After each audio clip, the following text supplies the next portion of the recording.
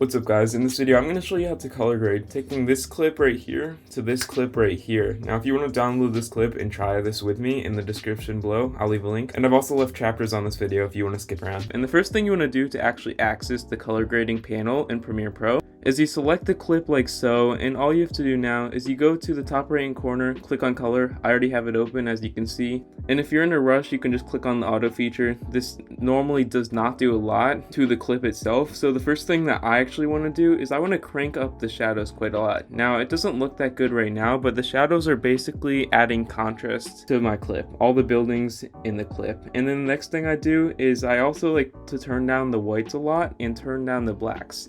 Now you can mess around with this, but basically what the white and black does is, as you can see, it just adds more contrast to the current blacks in the clip and more contrast to the current whites in the clip. And then I also like to turn up the contrast a bit so we can get more contrast of the images in this clip, being the buildings, and turn up the exposure just a little bit. And that is the bare bones of color grading. However, if you want to go for a more impressive look to this clip, you could say, I would also crank up the temperature. Now this temperature basically adds more tints to the clip, making it more vibrant in the color scheme you want across your entire video. So I just like to turn that up a little bit, and then I also like to turn up the saturation a lot. Not to 200 specifically, but the saturation basically adds more color to the overall clip. As you can see, if you turn it down to 0, it makes the clip black and white, but in this case, if you turn it up to 200, it makes the clip very vibrant. So I like to just put that on around 100. It depends on the clip though, so I'd recommend messing around depending on the clip that you are color grading. But once we do that, we just want to go down into here and click on the creative panel, which is down here. You just click on that. It's going to bring you to this next pop-up panel in the color grading process. As you can see, we've got a sharpen feature. This basically just makes it dull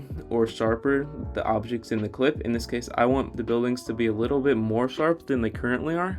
So I'm going to put that at 16, and then I'm going to turn up the vibrance just a little bit. This basically adds more color.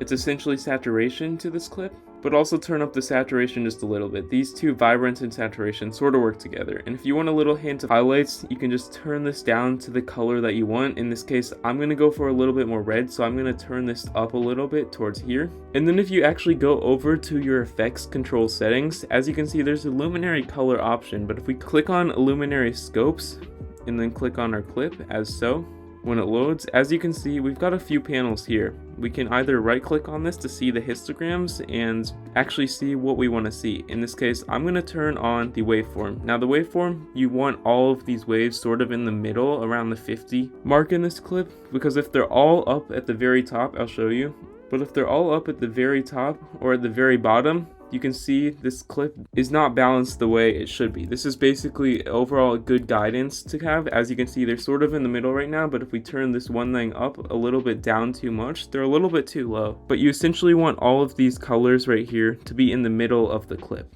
But moving back on to HLS Secondary, this is one of my favorite settings. As you can see, when we're in the setting, we can actually select one of these color matching tools. In this case, I'm going to choose this one right here. It's called the eyedropper tool, and you actually want to select like one of the monochrome colors, like one of the lighter whites. In this case, I'm just going to choose the sky, and you can actually choose the shade of color you want this clip to be. As you can see, it's all gray right now, but when I let go, it actually just barely changes the color of the sky. And you can also do this for certain color buildings. In this case, if you select a red right here and you click on the eyedropper tool, select this red right here, you want it to be a very clear color, turn that up, and then turn on the saturation a little bit. It actually adds to it quite a bit.